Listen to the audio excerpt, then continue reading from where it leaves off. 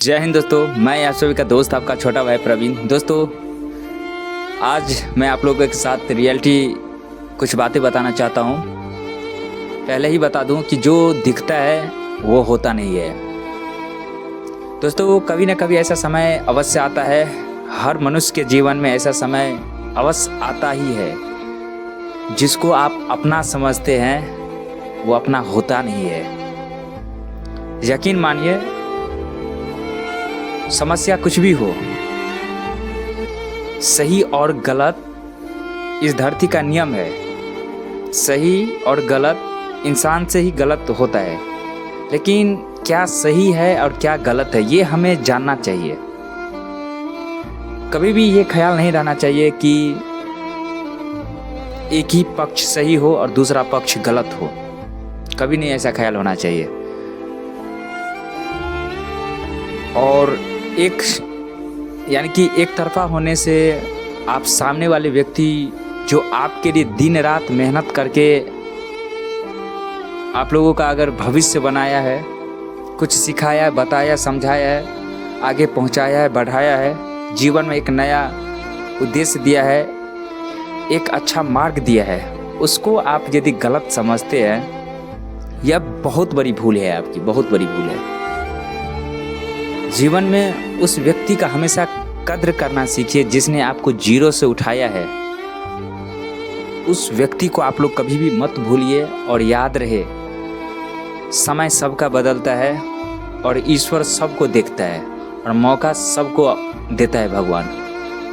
आपका भी बारी आएगा। हो सकता है अभी मेरे पास कुछ ऐसे शब्द ना हो जो मैं अभी सामने प्रस्तुत नहीं कर सकता हूँ, व्यक्त नहीं कर सकता हूँ। कुछ ऐसे हालात होते हैं जहाँ पर चुप रहना ही जवाब होता है, चुप रहना ही बेहतर होता है। और इस चुप्पी का जवाब जो है समय देता है, अपने रूप से, अपने तौर तरीके से समय देता है। राम जी सबका भला करे, भगवान सबका भला करे, ठीक है। लेकिन किसी को भी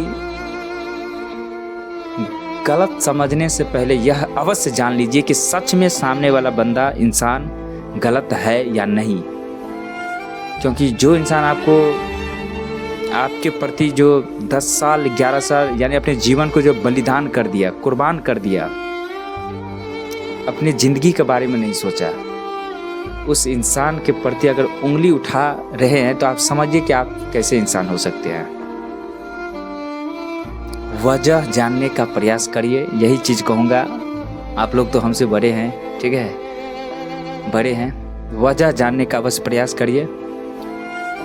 एक चीज़ मैं सच में कहूँगा कि वक्त आएगा और वक्त सबका आता है। वक्त आता है और वक्त सबका आता है और अच्छे तौर तरीका से सबक सिखाता ही। समय का पहिया पलटेगा। इसलिए समझदारी इसी में रहेगा कि खुद भी संभल जाइए, खुद भी समझदार बन जाइए। और एक्शन लेना, जल्दबाजी में फैसला लेना, ये एक समझदार व्यक्ति का लक्षण नहीं है। समझदार व्यक्ति का लक्षण होता है कि सोच समझकर अपने कदम उठाते हैं, अपने कदम को बढ़ाते हैं। नेक्स्ट क्या प्लान करें, इससे क्या हो सकता है, इसका रिजल्ट क्या आ सकता है, बहुत कुछ सोचता है समझदार व्यक्ति। एक नहीं 2-3 रात भी ले लेता है सोचने समझने के कि इसका परिणाम क्या हो सकता है। और जो व्यक्ति थोड़ा कम बुद्धि दिमाग के होते हैं तो वो तो तुरंत एक्शन मारने पे उतर जाते हैं, लड़ने झगड़ने पे उतर जाते हैं। ये सब कहीं ना कहीं मूर्खता की प्योर निशानी है, समझिए और देखने का प्रयास करिए।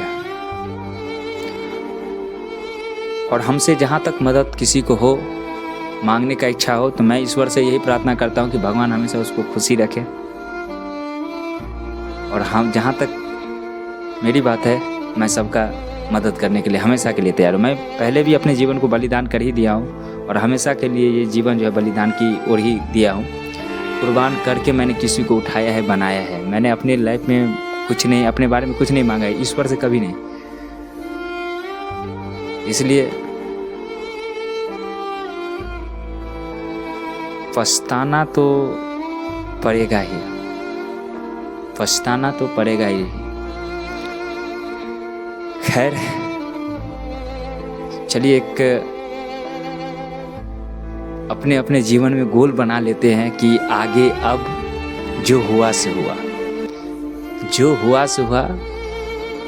फिर बीता हुआ समय को तो नहीं ला सकते, लेकिन जो समय अभी है, जो फ्यूचर, अभी हम लोग मरे नहीं हैं, जिंदे हैं, तो उस समय को हम लोग सही कर सकते हैं और अच्छा रिजल्ट भी दे सकते हैं। और हम सभी को यही सूचित करूँगा कि किसी के प्रति यानी किसी के पीछे इतना मत भागिए कि अपना जीवन ही समझ ना आए, अपना जीवन ही जो है चला जाए। मैं अनुभवी से कह रहा हूँ, मैं अपने अनुभव और बहुत कुछ सीखा हूँ मैंने अपने जीवन में। बहुत बड़ा बड़ा ठोकर लगा है मेरे जीवन में और हकीकत बता रहा हूँ। पहले अपने आप को संभालिए, अपने आप को बदल लीजिए, उसके बाद जो है किसी को समझाने का प्रयास कीजिए। नहीं तो जिसको आप बनाए हैं, जिसको आप समझाए हैं, जिसको आप उठाए हैं, वही आपको उंगली उठा के कहेगा सामने वाला व्यक्ति जीरो है। हाँ, बहुत तकलीफ होता है जब ऐसे ऐसे वर्ड सुनने को मिलता है ना, बहुत तकलीफ होता है। मैंने किसके पीछे इतना सब कुछ किया जिसकी नज़र में मेरी वैल्यू जीरो।